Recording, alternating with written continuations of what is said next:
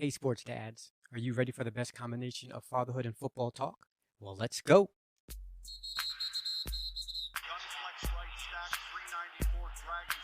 It's that time to have a conversation about fatherhood and football and relation. Ready, set, hut, grab your kids and huddle up. We might get deep, but just run it up the cut. So put your jersey on and clap for the whole team. It's a dance thing, yeah, you know what I mean. So tell a friend to tune in if you heard me.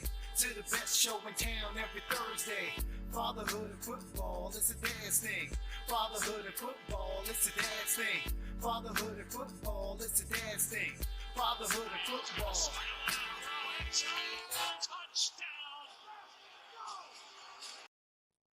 Welcome to a Dad's Thing podcast, Fatherhood and Football. I am James Simmons, your in-studio host dad of two amazing daughters. I'm a former middle school, high school, and college football coach, as well as a former wide receiver at D1AA Fordham University in the Bronx. Today we are joined by Gerry McDermott. Gerry and I played wide receiver at Fordham University during the 96 and 97 seasons.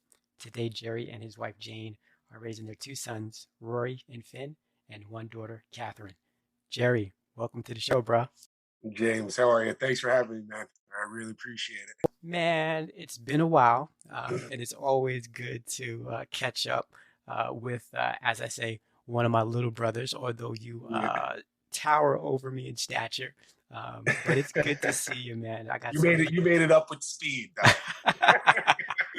I appreciate it. I always say I had to make it up with something because I was just a little guy out there running for my life and trying to avoid the big hit. So I did what I had to do while you were outside doing what you had to do.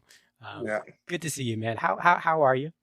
I'm good. Hanging in there, I'm just doing the best what everybody can do during these rough times. But, we're hanging in there. And, I have my, as you mentioned, my three kids, my wife, Jane. We also have my the two fathers living with us, too. So we're a nice little family of seven out here in Huntington, New York. So, settled down. This is, it's a great little town to be raising a family. We love it out here.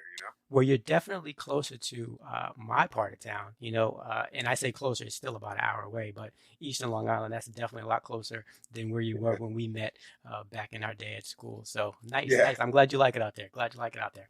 But listen, man, do me a favor, just share a little bit with the audience, how our paths crossed back in the day when we were a little bit younger. Yeah. I mean, I went to St. Peter's Prep. It was a Jesuit school in Jersey City, and I followed the Jesuit path up to Fordham University. And I remember walking into Fordham, and we had this little tiny locker room with like wooden lockers, and Dale Pruitt, Rob Davis, Jason Pellick. Like I remember the freshman wide receivers. They all came walking in, and then one of the first guys that was in the row was Dave Skoblik, and I remember seeing number 5, James Simmons, and that was the first real introduction to. All the wide receivers down there. And that was the first time I ever actually met you. And I remember I sat there, I was like, oh, this kid must be a tailback, and then I was like sitting there, and then they're like, nope, he's your flanker. I forget what the offense is. I did 3 different offenses there. I don't know if you were X, Y, or Z, but I think, Yeah. But that was my first real introduction to college football. I remember walking into those old wooden lockers at Fordham University, and I ran into you and Scooby first. And if I'm not mistaken, those old wooden lockers, I think those were an upgrade from my Those first were an grade. upgrade idea from what you guys had the year before. That was a big step for us. That was the selling point to get Gerry McDermott. We had to get some lockers updated. So that is some good stuff, man. And I just remember you coming in, man, and just like a lot of those names you mentioned, young guys, and just want to help as best as I can, with a little bit I knew at the time. But just being amazed at the skill set, and I know you'll talk a little bit about high school, and we'll share some stories, about our college days. But I always said you had the best set of hands that I had ever seen in all the years that I played ball. And kids nowadays, they see the NFL guys. I'm not gonna name any names of making the one hand catches, and the one guy with the Giants made the big catch. Yeah. But I saw that on a regular by you. you had the greatest set of hands. And you said I had some wheels, but your hands were just tremendous, Gerry. And they weren't even bigger than mine. Yeah. I appreciate that. The hands is what basically got me where I was supposed to. The speed wasn't getting me where I was supposed Yeah, to. yeah. Well, I mean, you had that little giddy up, and we'll talk Yeah, about that. But you had a football IQ, and I was taught to be a student of the game by right. my big brother Cal.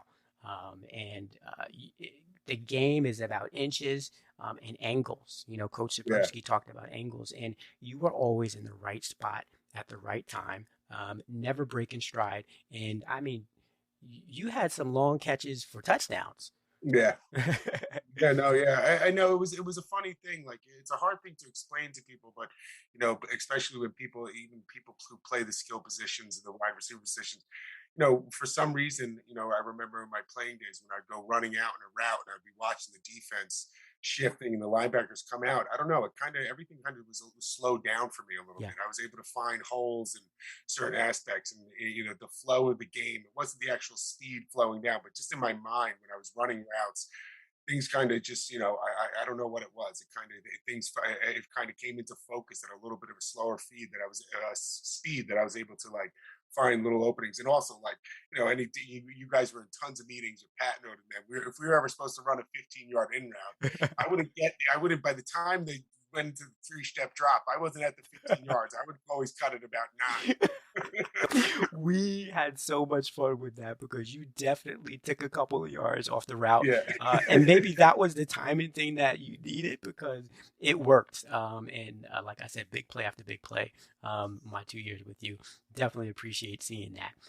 Yeah. But, things were a little bit different in high school, right? You Yeah. mentioned St. Peter's Prep. You guys had some success there. Yeah. You did your thing. Tell me a little bit about how your high school career looked and just a little bit of the Gerry McDermott I didn't see. Well, I mean, I remember going to St. Peter's, and it was a big Catholic football factory. Even back then, it's obviously the high school game has completely changed. They're on television now and all that stuff. It's a kind of a little bit, as some people could think it's a little bit out of control. But going in there, I remember I went to St. Peter's and I was a running back my whole life in youth football. And I got in there and I remember looking around and I saw like a couple guys that I played with that were like big time players right off the bat, and they all went big time D1. They were like, running backs go over here, and I looked at all those guys going over the running back, and I'm like, you know what? Maybe I'll try receiving. And then so I started the first time I played receiver, I was 14. And then I kind of, grew into that position. My sophomore year, I didn't really play that much on varsity. And then my junior year was a big stepping year for me. And then, going into senior year is when things started to pick up from the recruiting aspect. And, I grew into a frame of a wide receiver. And we had big time success. We were number one team in the country our junior year, and then not in the country, in the state, and number 5 in the country. And then my senior year, we had a couple big time injuries from some guys, and we got to the state championship against Bergen Catholic again, but we lost to them. And yeah, that was the high school career. High school career. And what got you into football? Brothers, pops, cousins? It's funny. I'm the youngest of 6, Mhm. but my siblings are all in. I have 2 brothers and then 3 sisters, and they all fall between a year and a year and a half in age group, and then there's a 5-year gap from my sisters down to me. Gotcha. My parents are right off the boat from Ireland, so American sports wasn't something that they were like instilling in us. But all my siblings, from top to bottom, we all were athletic. We all played sports. None of them played football, though. My basketball and baseball and soccer were big things growing up in my house. But the dynamic of football basically was me going down with a couple friends down to the Manor Park in Kearney, New Jersey, and throwing the football around hours after the day, and then got into tackle going into that. Gotcha. Nice to hear, how that started because, like you said, not big, sports from parents, and not Yeah. really, the football, playing some other sports. So curious how you got involved. and then really developed, right? You Yeah. mentioned growing into your body, your frame as a wide receiver, and then going on from there. And it was funny because now it's like being a father, like thinking about it, we're like crazy about screen time with our children, and because when we were younger, I used to leave the house at 8 a.m. and come home, and my mom would say, "Come home at 8 p.m." Yep, yep, Or come home for 7 p.m. for dinner. yep. And now, like, if my kid left my house at like 8 a.m. and I didn't hear from him by 8:45, I'd be like, "What the hell's going on?" But now we're looking at screen time. A big part of our youth growing up and getting into football was when Madden came out. Right, right. Madden was, the video game thing started to go. So you go down, you go to the park, you play your game, throw the football around, then you come Yeah. back and play Madden for a little bit. And I think that was a huge part of, like getting more exposure for because we were growing up, we just were in New York. You were only able to watch the Jets and the Giants. Now you can watch, Yeah. every market. Gotcha. No, it's definitely a different time when we grew up, like you're saying, Yeah, out and about playing sports, with your friends from sun up to yeah, sundown. And I remember those things too. Totally different now. My kids yeah, are 9 and 7, and it's like, yeah, they're here. It's a different environment and yeah. more probably a little bit more protective. The type of area that we live in. Yeah, So yeah, I I get it. agree. And it's funny. Everything's kind of like managed through play dates. Yeah, We kind of would say, hey, we didn't have cell phones. We would say after school, everybody meet at the park. If exactly. people were able to go, they were able to go. If they weren't able to go. Although now it's almost, everything's set up through the parents for to go to somebody's house and go to, I do agree. It's more of a protective ring of, I don't know why it went that route, but that's Kind of the where we route are. we in, or how we're raising our kids, right? Yeah, yeah, definitely. So, your start, talk a little bit about high school and, that championship game. You, Yeah, you you mentioned injuries, and I know you suffered an injury. Was that your yeah, senior year in your last game yeah, before moving on to college? yeah. Man, Last game, third quarter of my last game at Giant Stadium. I caught a pass going across the middle. The pass was like a little bit low in front of me. I caught it. I put my right foot down, and I got hit by a guy on Bergen Catholic.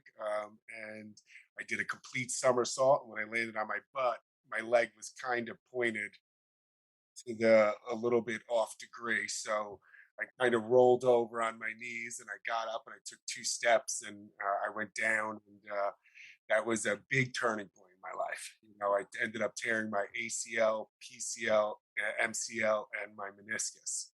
how did you rebound from that? And, I ask because, we got some fathers out there listening, and I know some who've had kids that have suffered some injuries, and, it could be devastating. I have a brother, Yeah, and I've already said, you've had the greatest set of hands that I've ever seen, and to play at that position, um, probably the best person I've ever seen in person, play. I've got a brother that's your age, 2 years younger than me, who yeah, is a phenomenal running back. And unfortunately, he suffered a knee injury, and it just destroyed his world. Football was yeah. everything. How did you focus or regain focus to move forward? Yeah, it was funny because when you really look back at that, being the youngest of six, and my mom was a nurse and my dad worked on the trains. My whole mindset was, my all my siblings went to private schools too. My parents worked really, really hard. They sent us to Catholic school from kindergarten through high school, and all of us went to private colleges. For me, it was like one of my main goals was to get a full scholarship to Yeah, the highest level I could. And when that happened, it was almost like when I got hurt, it wasn't initially almost just about me and my football career. yeah, It was about my parents yeah. and what I thought I was going to be able to do for them Right, right. financially, Yeah, you know. yeah, But it was also, being at that point, you're sitting there being like, you thought you were going to go to a certain level and everything was going to be taken care of. And then you're like laying on the turf and being like, this is not a good situation. When I landed on my rear end and looked down at my leg and I saw it in the way it wasn't supposed to. I knew the next couple of months. I didn't know if I was going to play football again. man. That was a major thing. Man, man, thanks for sharing and, in separate conversations. I played 2 years of ball before you got there, and I always played for others. That was Yeah, really my thing. I had no aspirations of, trying to play in the pros or anything like that. Yeah. And I've said to myself, man, if I could have given Gerry my ACL or whatever other ligaments he needed, as well as my brother, you know what I mean? I would Yeah. have given up 2 years of eligibility because you guys were just that special, So I'm definitely glad, I'm fortunate what happened. Yeah. I'm glad our paths definitely crossed. Because you got. It's funny you said that. You got to take the positives with that. There's so many. If I look back at that day that I got hurt, and I thought where my road was going, and then where it was going after the injury, for me to go to Fordham University and the path that I went that way with the people I met up there and the amazing things and some tragedies that happened up at Fordham. Yeah. It would have never happened if I didn't get hurt. And Right. you look at it not to be so much. I wouldn't be on this podcast with you if I didn't get hurt. So you have to sometimes, you really have to take a step back and look at when really bad things happen, there are really good positive things that come out of it. Gotcha. Thank you. Appreciate that, man. And, we're at Fordham now. Yeah. And we met my junior year, so we had 2 years together. Yeah. After I left, you had different coaches, come in. It wasn't as stable, as I had it, Yeah. How was those, last 2 years for you? The last 2 years, I mean, you had, it's really tough when you have your recruiting coaches leave. So, when Coach Cortero and Coach Mariani and they all left, that's my sophomore year. And you went into junior year, Ken O'Keefe came up there, and we didn't really know anything about him, but he was a D3 powerhouse coach.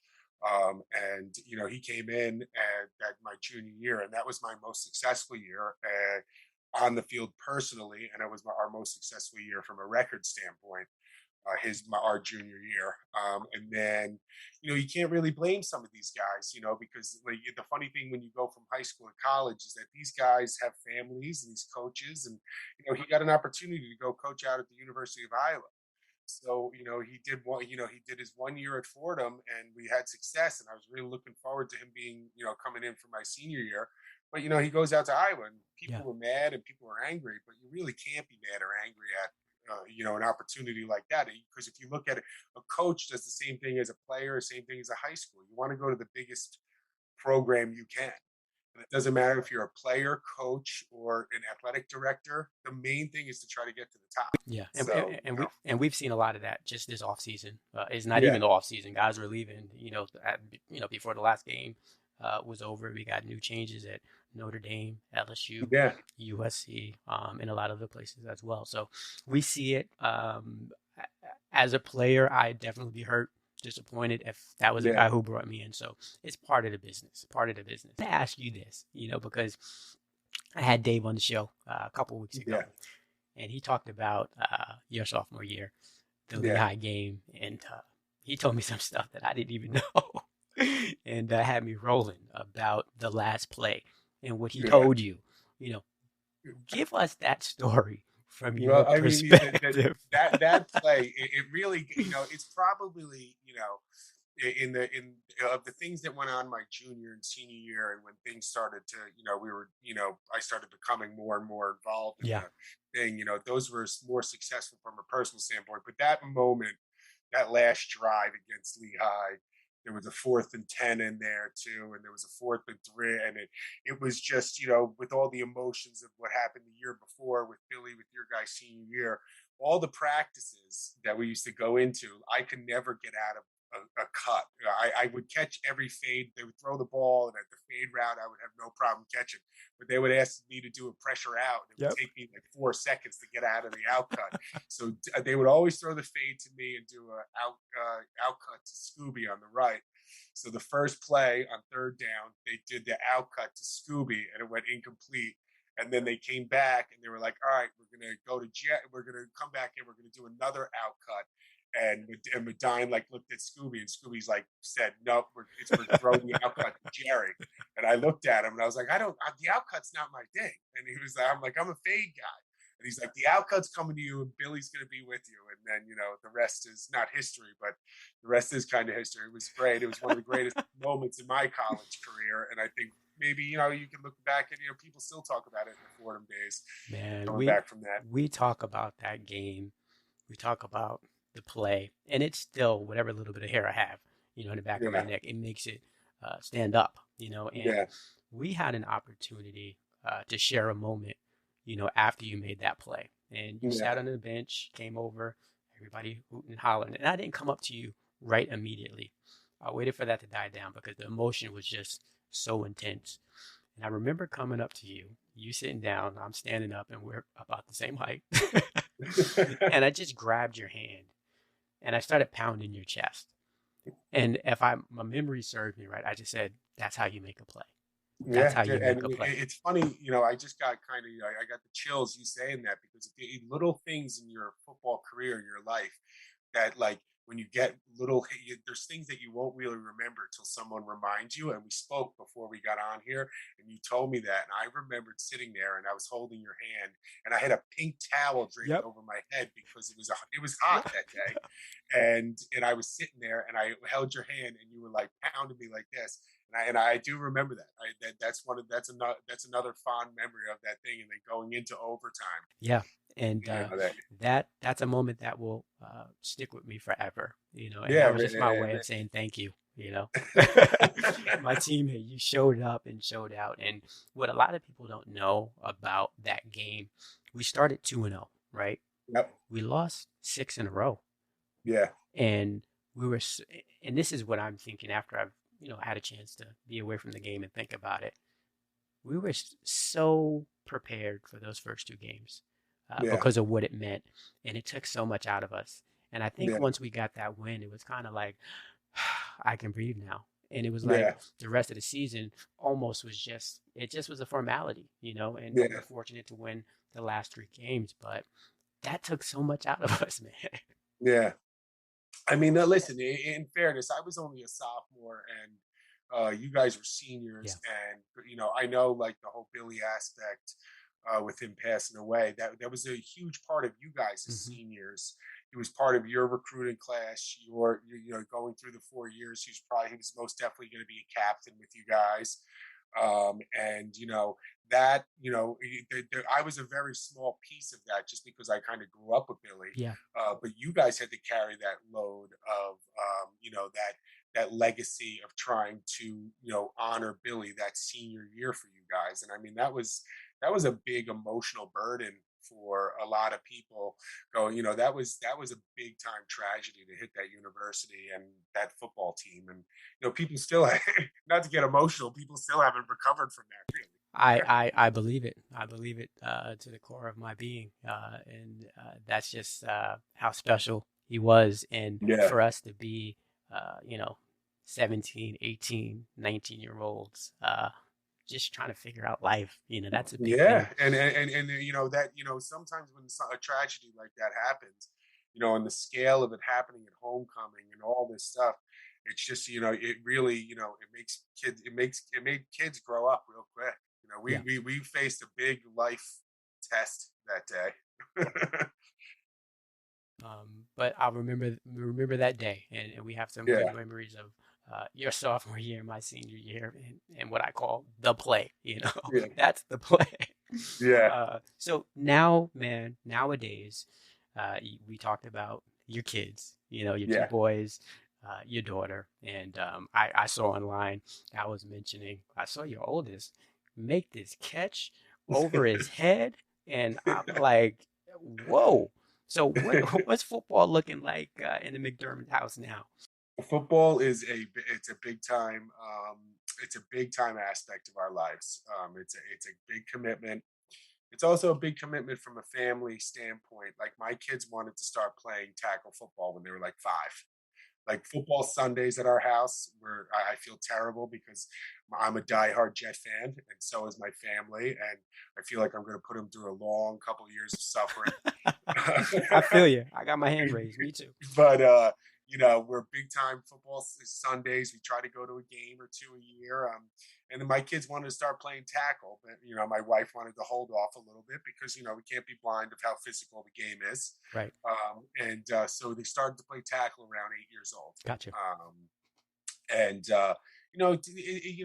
we try to be humble about our kids, but sometimes my kids work really hard to be good at sports, and they deserve a lot of their credit on their own. I mean, I'm out there throwing the ball to Rory, all the time, and Finn's out there covering him, and they love the game. He plays wide receiver for us today, and he loves it, and he loves carrying that little tradition, and we play on we play on pretty high level of youth Yeah. football. And my middle guy Finn plays running back and middle linebacker, and sometimes he plays quarterback. But it's definitely a bug. My daughter plays flag, Does she? Gotcha. so Yeah. yeah. So Yeah. and she loves it. Gotcha. So I can see my oldest daughter, who's 9, playing some flag football. yeah, She's very competitive. She loves basketball, but she just loves to be out there, with yeah. the guys and the girls, and I love it. What is it? I want to ask you this question. Do they know that dad, had skills? What does that conversation look like at the dinner I, table or in the backyard? to be fair, I could come across sounding like humble on this radio, but I'm not that humble with my kids. I Listen, tell them that whenever I tell them, so whenever we have our conversations after games, because no matter how old my kids were from the very beginning of sports, even if they didn't keep scores of games, I always told my children if they won or lost, because I think it's a huge aspect to show. If you win, it shows all the hard work you put in, and if you lose, it shows that you have to work a little bit harder to win. The whole point of a game is why it's called a game, is there's winners and losers. And I think our societies are going a little bit away from that. They think everybody deserves to have a trophy. But sometimes when I sit there and I throw in my 2 cents and my kids look over at me and I'm like, hey, your pop used to be able to play this game pretty well. So I mean, you have to give me, throw me a little bit of a bone that I know yeah. what I'm talking about See, sometimes. see, listen, I know you, and I know you have confidence, so Yeah. I just had to ask the question and I knew I would get it. I So, mean, listen, I like if you get to that level, you have to. If we get to that level, and sometimes all these kids, these days they think it's all about Notre Dame and all about Florida State and going to Oregon and all this stuff. If you now in today's game, if yeah, you get into high school and you get a scholarship to go play at Fordham University, yeah, that means you were real successful. yeah, You were successful in the classroom and on the football field. Like, right. some of these guys are getting caught up on these big program aspects. I mean, if you get into some of these Division One AA things and even smaller Division One, I mean, you're a football player. You could play. You know, but you also have to have a little bit of cockiness and a little bit of you want to go out there and be great. You have to maybe have to think you're great. Listen, it's funny, and I'd love, your approach. Hey, there's wins and losses. If you lose, you got to work a little bit harder. I had Yeah, a conversation with my oldest daughter who runs cross country, and she knows what first place, second place, third place means, right? I'm like, yeah, if you want that, you got to go get it, right? And you yeah, can't, pace off of somebody else that may be a little bit slower than you. You got to go get what yeah, you want. So it's interesting how now as a dad, I have those conversations and I try to yeah. navigate uh, Eh, good teamwork, but still, busting your butt. Yeah, I mean, listen, I don't want people. You have to put both sides into it. You have to be like good teamwork, shake the hand. You have to teach your kids that you have to be. I mean, in this day and age, it's all about win, win, win. I get it, but you have to teach your kid character-wise. You have to be a really amazing Yeah, loser to be a great winner. Like, I mean, you have to. If you lose the game, you have to be able to shake your opponent in the hand and be yeah, like, "Thank you." You're like, "You beat me, and I'm going to come back next time and beat you." You have to be a gracious loser, and you go through these things, and it's funny that you said, like, when we go to sports, usually my wife are all over the place, so sometimes we have two cars at a game, and it's funny, like, if my kids don't play well, they'll be like, I'm going home in mommy's car. I'm like, no, no, no, no, you're coming home in daddy's car, and we're gonna and you have a talk. yeah, we're gonna have a talk.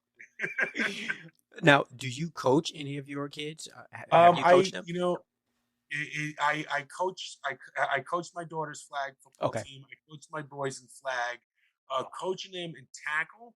I was did it. I was helped out at the beginning of 1 year of PAL, and I knew it wasn't something I was going to do well at with my son. gotcha. I don't know what it was. I just knew my presence Yeah, on the field there. I have high expectations for them, and not high expectations always, I just had a high expectation for them to always work hard. I just felt like my concentration wouldn't be on all 11 kids on the field. I would try to really focus on my son, and that's not fair to the other 10. So I knew that coaching youth sports on my son's team wasn't something I was going to be good at. Understood. I mean, and we have to have that awareness. You know what I mean?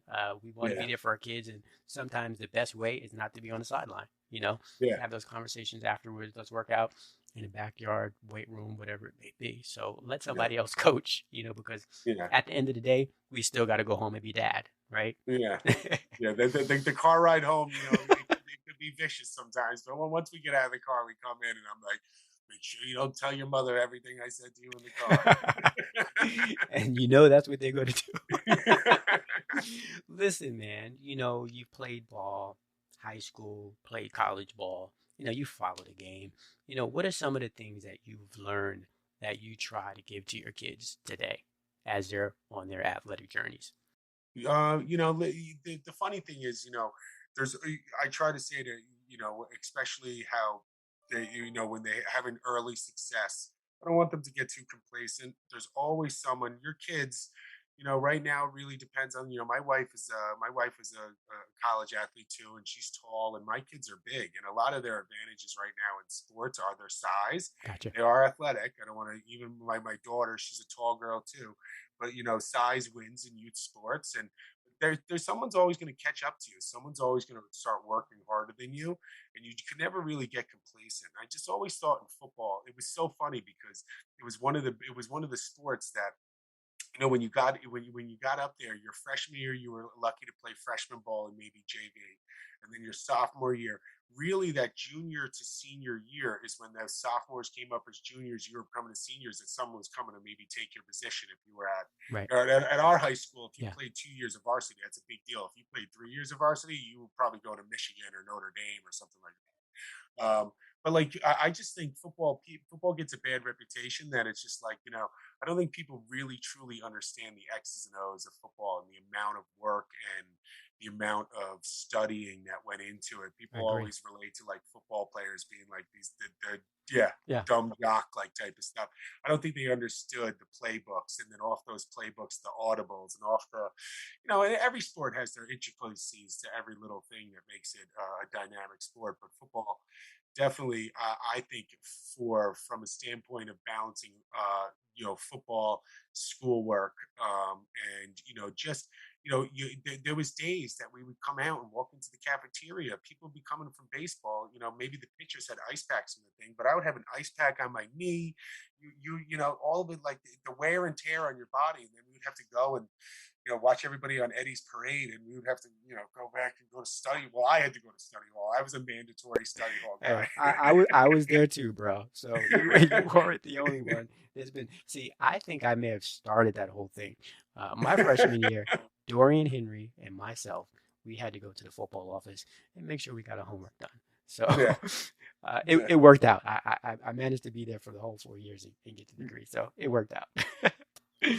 Good stuff, man. Good stuff. And I when I see some of the younger guys, I have this big brotherly thing, and I just love seeing everything that's going on, the family life, the success in business and all that stuff. So I really appreciate you just spending some time with this old guy and going back down memory lane and talking about some football and what's most important in our lives now, fatherhood.